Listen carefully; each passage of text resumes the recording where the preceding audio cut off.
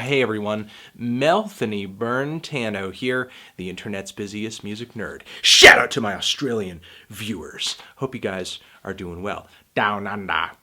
That wasn't even an Australian accent.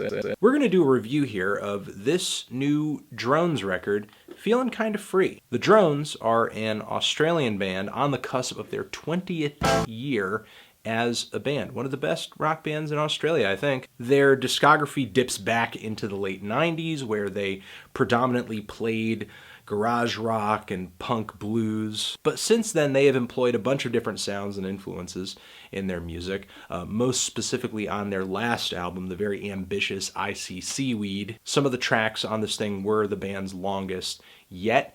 Really impassioned ballads on this thing, big instrumentals, as well as some very noisy, abrasive barn burners influenced by noise rock and post-punk. Behind all the mayhem, usually there's a little bit of social commentary, maybe some politically charged lyrics in the Drones music too. So I'm looking forward to that. I'm looking forward to the heaviness. I'm looking forward to the beautiful songwriting. I'm looking forward to a lot of stuff. I'm looking forward to this album. And do the Drones disappoint? No!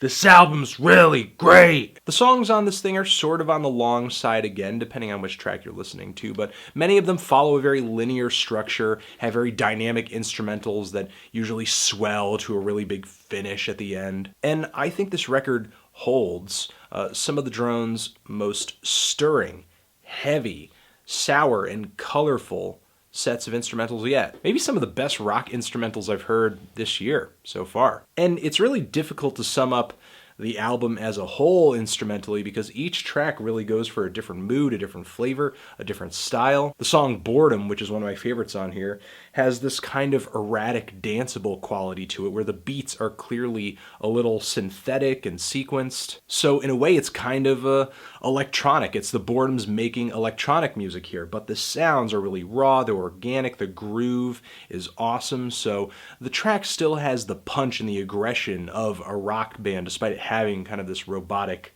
rigidity. And frontman Gareth Littard on this thing is almost rapping in a way with some spoken word vocals that are riding a tempo. And he's got this cocky, charismatic delivery that I like a lot. Just a barrage of different references thrown out in these very dense verses. And there is a really overwhelming guitar solo on this thing that I think is not only performed well, but it's edited down for just more studio trickery and bells and whistles. It sounds more like a really disorienting sound collage than it does just your average guitar solo. And that's the thing about this album as a whole. While it all sounds very raw and organic and punchy, and the instrumentation has a lot of interplay, it seems heavily edited, like a lot of overdubbing, just a lot added into this record, just a lot of meaty details worked into these songs. It seems like these tracks were very carefully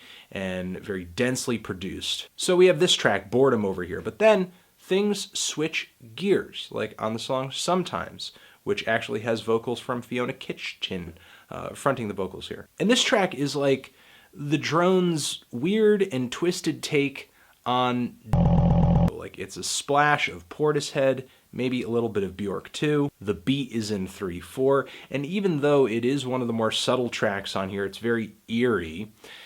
It's also got kind of this looming heaviness to some of the instrumentation that swells in. That while it is quiet, it feels very much like the band could be playing way louder.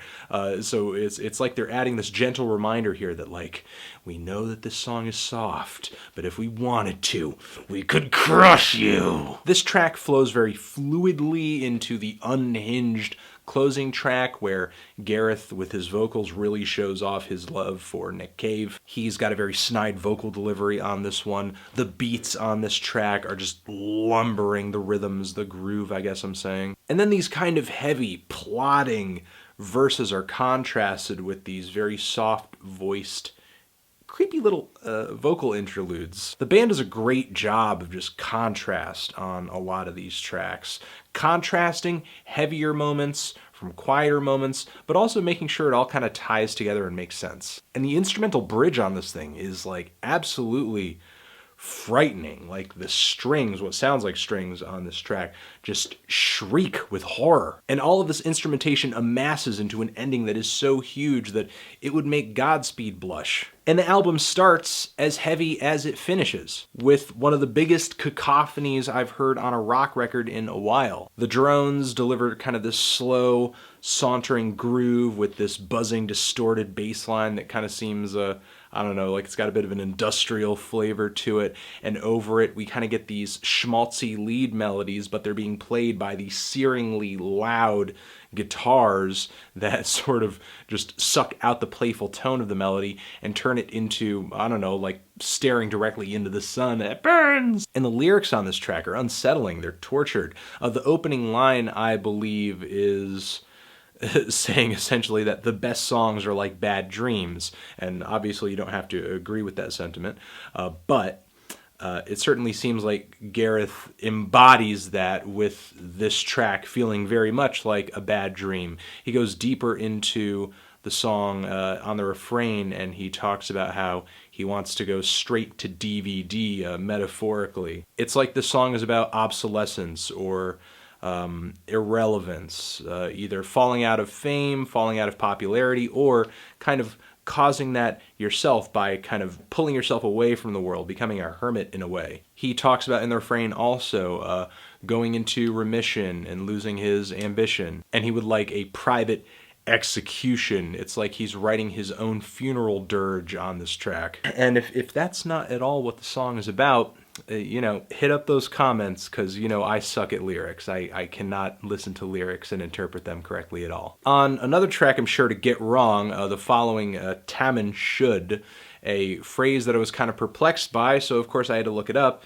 And essentially this song seems to be inspired by a John Doe that was found on a shore in Adelaide in Australia in 1948, and nobody was really able to put together who exactly killed this guy. I don't believe they uncovered who he was exactly. I could be wrong on that, but the weirdest thing about his body, or the way that the police found his body, is that in his pocket was a piece of paper that said TAMAN SHUD, which in Persian means finish, and it was ripped out of this very rare poetry book, and then they had to find the book, and it's just kind of this really weird, you know, cold case. The rhythms on this track, the instrumentation is really tense, and Gareth matches that intensity with another barrage of lyrics. These harder, heavier, more aggressive tracks are great. They're certainly highlights on the record, but there are slower tracks on here too that I think go over just as well, like that song Sometimes, or the track Then They Came For Me, or another lead single from this thing, To Think That I Once Loved You, which is this slow, tender